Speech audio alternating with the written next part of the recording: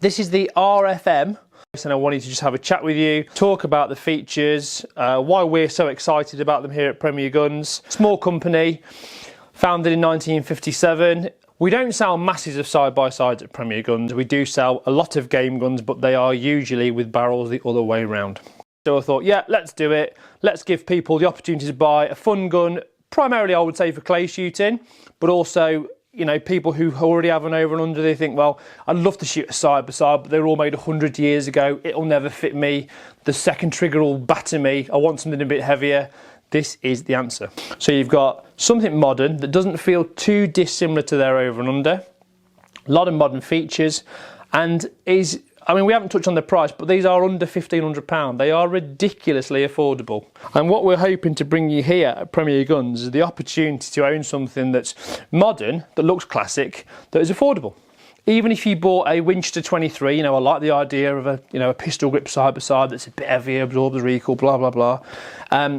You're going to pay 900 quid for a good one, maybe more. It isn't steel shot proofed. You can't get the bits. This is modern. This comes with a warranty. This is brand new. By all means, come and try one. We have got demos of both 12 and 20 gauge. For what this is, I think it looks great. Really, really pretty, nice and sleek. And like I just said before about the Winchester, which is my kind of my base for this discussion, is this has got a pistol grip stock. So if you take an English side-by-side made in the 20s, 30s, 40s, whatever, 9 times out of 10, they all have what's called an English straight-hand stock. This gun has got a pistol grip, as you would expect to find on 90% of modern, well, any over and under shotgun, really. So, from the top, it is a very low profile action, and it reminds me of another Italian side-by-side, which costs a chunk more money. I'm not saying this is a better or a worse gun, but it does remind me of another side-by-side made in the beginning with F in terms of the profile of the action. So it's coin finish, it's not sort of nickel in your face or really polished silver. Some sort of lower end manufacturers tend to produce guns that are a bit too shiny and a bit too blingy, which I for one am not a fan of. Now I have no doubt that this engraving is probably not done by a laser. So we talked about, I think in the Lambert video, about rolled or pressed engraving, and I would say, looking at the style of this gun and the way it's been manufactured, that this is probably rolled on. However, the attention to detail for the price of the gun is very impressive. You've got engraved engraved box lock plates. You've got the undersides engraved, the trigger guards engraved, the fore end iron is engraved, and even the sort of the lumps and the head of the back end of the barrels, top lever, etc., all engraved. And I just think it's quite a nice little touch, rather than just having one piece engraved and then leaving the rest plain, so it sort of looks a bit unfinished. Traditionally, side-by-sides made in the 20s, 30s, 40s, 50s, whatever, lots and lots of drop, not really suitable for anybody. So essentially what I mean by drop is it's too low in the comb. I've actually just measured one of these and they aren't as flat as I thought they might be. So sporting guns like a Silver Pigeon, 694, etc., you probably find 35, 55. Now this fits quite nicely in the middle, 37, 56, which is not ridiculously low, and it should be quite suitable for a lot of English shooters. So if you wanted to buy one of these and use it just for clays, then it wouldn't be a problem to put an adjustable comb on it if it was too low in the comb. Yes, I understand from the aesthetics that when you're out in the field, people probably wouldn't expect to see a side-by-side with an adjustable comb. But then again, I suppose if all the pheasants are landing at your feet, then the joke's on them, isn't it? Right, so this particular gun weighs about 6.5 pounds. This is a 20 gauge, 28-inch barrels. So if you wanted to go out and shoot some clays through it, you know, quick succession, a lot of shells, it will just soak it up a bit better. Likewise, if you wanted to go and shoot some reasonably tall pheasants or maybe some partridge and heavier loads, it will be quite nicely suited to that as well. We will start off, we'll take it apart, push the button down, off it comes. And even if you look in there, you've got the ejector trips, you know, even the attention to detail on the fore end iron. You've got a nice little bit of engine turning, which ultimately doesn't cost a lot of money and it doesn't take very long to do, but it's just a nice little touch. So barrel's off. And again, on the underside of the lump, we've got a little bit of engine turning. And then we move on to, for me, what's the most important about this gun, and that's the stock. If you bought an English side-by-side or a Continental side-by-side, like an AOA Yeoman or something like that, the chances are it would have an English straight-hand stock. Now, a lot of people don't like it. It's as simple as that. If they're already shooting an over and under, they want something that feels fairly familiar. This is the answer. Coupled with that, because you've essentially got more wood, you get a slightly fatter comb, and this is where the whole gun fit side of things come in. And people are looking, you know, I think they like the idea of owning a side-by-side, but don't want to spend a fortune, or more importantly, they don't really want to buy an English or possibly a Spanish gun that doesn't fit them, was made a long time ago. Obviously all these guns are ejectors. Demi-block construction, so you can see where the tubes fit into the lumps.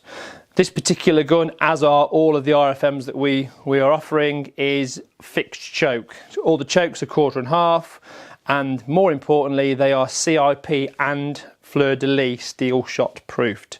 There's going to be no need for any kind of barrel alteration if you want to shoot steel through these guns. If you bought an older side-by-side that was probably choked half and full, at very least, you would have to have the one barrel bored out so you could shoot any kind of steel shot. Chambers are 76mm on the 12, which is 3-inch, so you can put 3-inch cartridges through them. It's also 3-inch on the 20 gauge. However, I've certainly never seen a 20 gauge 3-inch cartridge, but you would be okay putting what we used to refer to as mini magnums through them. Nice bit of engraving on the side of the barrels, RFM Armi, with this sort of this border engraving where the lumps meet the tubes, and also right on the breech. Bit of polishing, mechanical trigger, which is again a big favourite of mine, and that basically means that there's no inertia required to fire the second shot. So if you wanted to, say, get a youngster on this, on one of the 20 gauge maybe, or you know, a lady, or even if you wanted to shoot very light load cartridges on a simulated game day or something, it will be absolutely fine. Engraved bottom plate, sort of almost like a rounded style kind of action. It's not proper rounded, but the shoulders they're not square. Nicely engraved trigger guard, but again, nice touch. Nicely polished trigger, again, not going over the top, being too shiny or gold. I'm not a huge fan of gold triggers, if I'm completely honest. The fore end, okay, is again, it's not a super skinny, what I'd call an English splinter style fore end. It's not a beaver tail like you can get on some of the Winchesters and the modern Berettas. It's kind of in between. It's just thick enough to get your hand around without getting your hands all the way around the barrel and potentially needing to use the hand, needing to use a hand guard because you're burning your fingers on a sim day. Just going back to the stock. Now these are pretty straight. We've had a good look at one of these and we've had a good measure and a good play with it. And I would say maybe a slight bit of right-hand cast, as you would expect with an Italian shotgun. However, not a problem to bend one if you want one left hand, and there is no palm swell. So we will be more than happy if somebody wants a left-handed one to produce one. Now, the recoil pad, sorry, just to mention length of pull, about 14 3/4. So again, it's got a lot of things going for it. We're no longer wandering around fields shooting impacts out of 25-inch Churchill rib guns. That's long gone. Now it's all about bigger shells, taller birds, more clays in fact. So that's where the extra weight comes in. I think the 12 bore one is just over £7. If you compare that to a slightly skinnier version of an AOA or another Spanish gun or an English gun, you'd probably be looking at no more than 6.5. But that extra £0.5, extra stability, and certainly lower recoil, which I'm going to touch on in a minute. Now what they've done at RFM is they have finished these guns with this absolutely dreadful piece of rubber on the back. Now, yes, it's a finisher, but it's by no means a recoil pad. My suggestion would be to anybody buying one of these shotguns is to have a decent recoil pad. Whether you're shooting game with it, clays with it, anything, it will just make it a lot smoother to shoot. If you're a bigger guy, you maybe don't feel recoil, happy days. I hate it. I don't like the pad. I would swap it. Just going back to the woodwork, I haven't really talked about the grade of the wood. Now this is without a doubt some kind of European walnut, Turkey, Uzbekistan, wherever it's come from, Bulgaria. But it's all right, you know, and it's not, there's a bit of figure in it. It's nice and straight through the hand, particularly with the side plate ones, so you're not going to get any grief in terms of breakages. It's dark, and a lot of people like dark wood. We tend to find with a lot of new shotguns, because of where they come from and the majority of the wood grain there is quite light, that some people aren't that keen on them. Particularly, I would have to say Beretta. A lot of the Berettas come out a bit light, and people like dark wood. So dark wood on all of these, which I think is a nice touch. And you've got the box lock model, and you've got the side plating model. It's exactly the same. It's literally got a side plate on it, which just means if you're standing 35 yards away from somebody else on a peg, it looks like a much more expensive gun. And yes, it does. It's just not slightly nicer finish, but essentially same gun, same mechanics, same grade of wood. That is the only difference. We have decided with the side plate ones to offer them in a nice little canvas and leather kind of motor case, just because as from a presentation point of view, I think it's a bit nicer. So we've got 12 gauge 28-inch fixed choke, and we've got 20 gauge in both side plate and non-side plate Zeus in 28 and 30 inch. Okay, so a lot of 20s. The 20 bore 30 inch is an absolute little peach, and also, you know, the 12 bore 28 inch.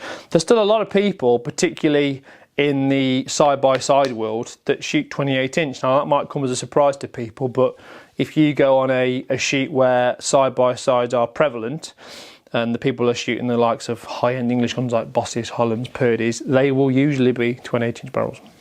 We have also got pairs of these guns, so you can own a ridiculously affordable pair of side-by-side shotguns.